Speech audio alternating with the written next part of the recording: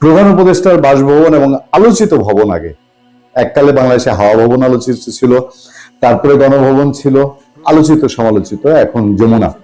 সেই রাষ্ট্রীয় অতিথি ভবন যমুনা এবং প্রধান উপদেষ্টার বাসভবন, সেইটা ঘিরে গত কিছুদিনে অনেকবার সভা সমাবেশ জমায়েত এগুলো নিষিদ্ধ করা হয়েছে। এখন খুব বড় ধরনের কোনো বিক্ষোভ সমাবেশ সামনে রেখে বা বিক্ষোভ সমাবেশের মুখে না হলেও এই যমুনা এবং সচিবালয়ের আশেপাশে সভা সমাবেশ সবকিছু নিষিদ্ধ করা হয়েছে। আমার বেশ কিছু গুরুত্বপূর্ণ প্রশ্ন আছে প্রধান উপদেষ্টা নিরাপত্তা এবং রাষ্ট্রপতি সংক্রান্ত। এই আলোচনাটাতে আমরা আজকে থাকতে চাই এবং অনেকগুলো বিষয়ে আপনারা নিশ্চয়ই অলরেডি জেনে গেছেন। আমাদের কাছে প্রশ্ন, প্রথম নিষেধাজ্ঞার খবরটা যদি একটু মনোযোগ দিই, প্রধান উপদেষ্টা সংক্রান্ত হঠাৎ কি হলো। সেখানে বলা হচ্ছে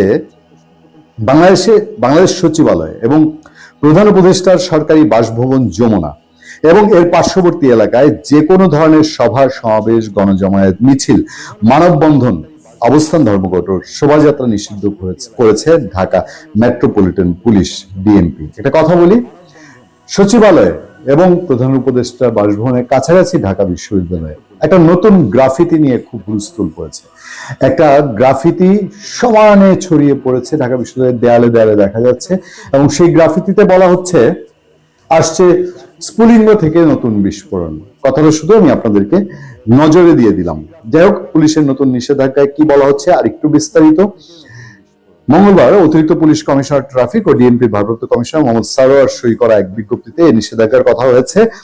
বুধবার 9 জুলাই থেকে এটি কার্যকর হবে। গণবিজ্ঞপ্তিতে বলা হয়েছে, এই জায়গাটাই গুরুত্বপূর্ণ, জনশৃঙ্খলা বজায় রাখা ও প্রধান উপদেষ্টার নিরাপত্তা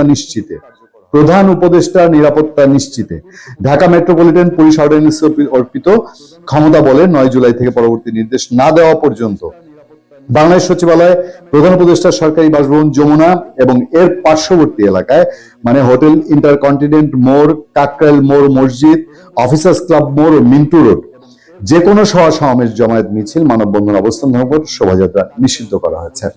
এর আগে 3 তারিখের কথা আমি আপনাদেরকে একটু মনে করে দিই এবং 3 তারিখের আগের 2-3 দিন জুলাই মাসের বঙ্গভবনমুখী মানে রাষ্ট্রপতি শাহাবুদ্দিন চপ্পু সেই বঙ্গভবনের আশেপাশে সচিবালয় ঘেরাওয়ের একটা কর্মসূচির কথা বলা হয়েছিল জুলাই মঞ্চ থেকে এবং সেখানে এনসিপি সহ বিভিন্ন জায়গার লোকজন, সোশ্যাল মিডিয়ার সাংঘাতিক ছড়িয়েছিল 1000 খানেক লোকের একটা জমায়েত হবে এবং সেই জমায়েত নিয়ে সাংঘাতিক শঙ্কা তৈরি হয়েছিল।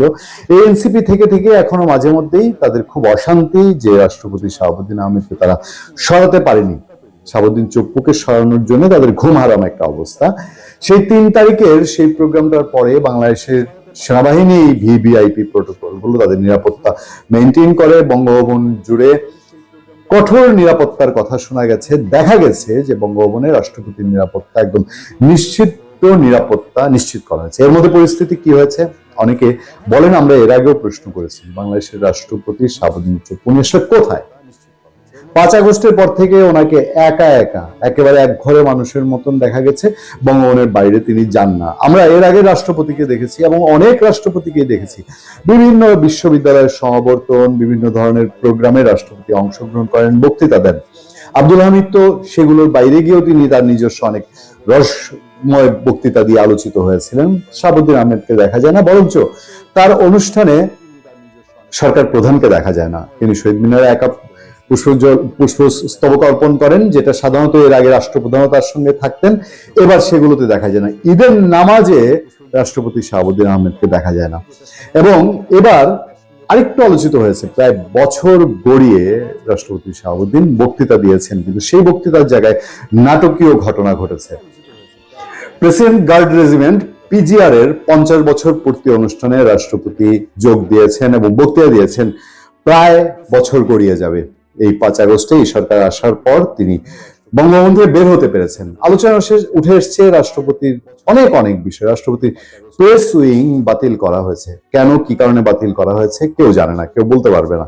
এটা নিয়ে প্রশ্ন তোলাটাও একজন নাগরিক হিসাবে খুব কঠিন। বাংলাদেশের রাষ্ট্রপতি জায়গাটা এরকম, কিন্তু তার প্রেস উইংটা বাতিল।